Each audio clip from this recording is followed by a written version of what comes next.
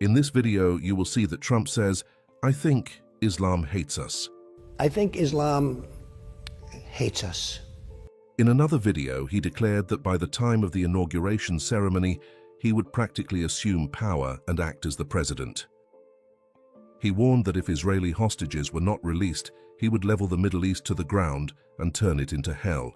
However, within 24 hours of his statement, a fire broke out across several states in the US, leaving the powerful American government helpless and overwhelmed in containing it. Over 7,000 homes have been evacuated. People have fled, carrying what they could, running from one direction to another in desperation. I ask my dear friends to circulate this message widely. This disaster hasn't only affected humans, but has also forced animals to flee the forests. Interviews with residents whose homes have been affected reveal their despair, even as helicopters and aircraft pour water over the fire. Yet the flames persist, as if fueled by oil, with gusts of wind keeping the embers alive and spreading the fire further. Trump, who threatened to turn the Middle East into hell, now finds the flames of this worldly hell engulfing his own land. Some may argue, what fault do innocent people, animals, and the vulnerable have in this? Before directly addressing this, let us remember that Trump is but a powerless individual, far weaker than the mighty rulers of the past, like Nimrod, Haman, Karun, and Nebuchadnezzar.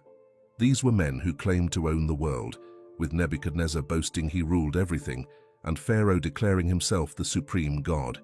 Yet their actions were no less arrogant than Trump's.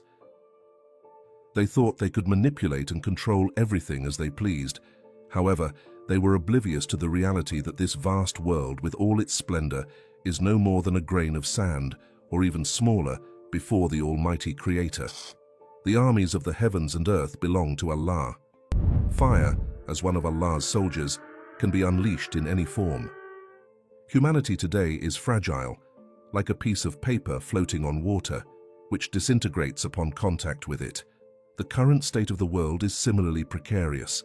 It is sheer madness to stand in defiance of the Creator of the heavens and earth. Allah has beautifully reminded us in the Quran about those who arrogantly believed in their invincibility. Have they not traveled through the earth to see the end of those before them? They were stronger than them in power and left greater traces on the earth. Yet Allah seized them for their sins, and there was no protector for them against Allah. These powerful nations left behind remarkable structures, such as the Tower of Babel or the Pyramids of Egypt, causing modern people to wonder who built them. Some even speculate about extraterrestrial involvement. Yet Allah reminds us that these civilizations, far mightier than today's, were seized due to their sins. Their wealth, strength, and achievements could not save them from Allah's punishment. Similarly, today, no one can protect the tyrants from Allah's wrath. This clip is a message of hope for the weak and oppressed. Disasters like the earthquake in China, which measured 7.1 on the Richter scale, have claimed thousands of lives in moments. Despite their advanced technology, these nations remain powerless against Allah's decree. We do not wish for corruption or suffering on earth, nor do we take joy in punishment. Disasters are tragic and painful. Yet, when 45,000 people, mostly women and children, were martyred in Palestine, Trump and his allies turned a blind eye. Not once did they condemn these atrocities or acknowledge the women and children killed even in their tents. Allah has now brought the fire to their land as a reminder. My dear Muslim brothers and sisters, do not be deceived into thinking that power lies in the hands of Trump or his followers. All power belongs to Allah.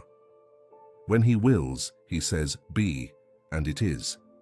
Let us pray for Allah to protect Muslims in every land, to weaken the hands of oppressors, and to bring justice.